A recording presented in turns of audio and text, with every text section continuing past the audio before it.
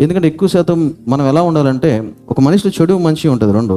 ఎక్కువ శాతం మంచిని తీసుకోవాలా, చెడు కొంచెం తీసుకుని అమ్మో ఇలా ఉండకూడదు అనుకోరు అంతే. కానీ ఎక్కువ శాతం ఆ మనిషి యొక్క మంచి గొప్పతనం తీసుకుంటే వాళ్ళకి విలువ గౌరవం ఇస్తాం. లేకపోతే ఓన్లీ చెడు తీసుకుంటే వాళ్ళని తీసి పారేస్తాం మన జీవితం నుంచి. అట్లా ఉండకూడదు. పాజిటివ్ మైండ్ సెట్ అంటే కొంచెం మంచిగా ఆలోచించే మనసు మనకి ఉండాలి.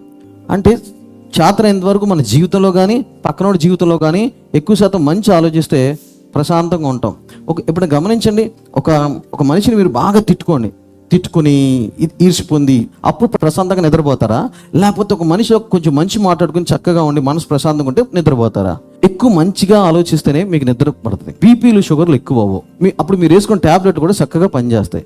నీ మనసే ఇదిగా ఉందనుకో, నువ్వు ఎన్ని ట్యాబ్లెట్ వేసుకున్నా, ఎన్ని ఇంజక్షన్లు పొడిపించుకున్నా అది ఎక్కువ పనిచేయదు. ఎంతకాలం పనిచేయదు, కొంతకాలమే పనిచేస్తుంది. సో అలాగా దాన్ని బట్టి ఆలోచించుకోవటం, మాట్లాడటం, మనసులో ఉంచుకోవడం చేయండి.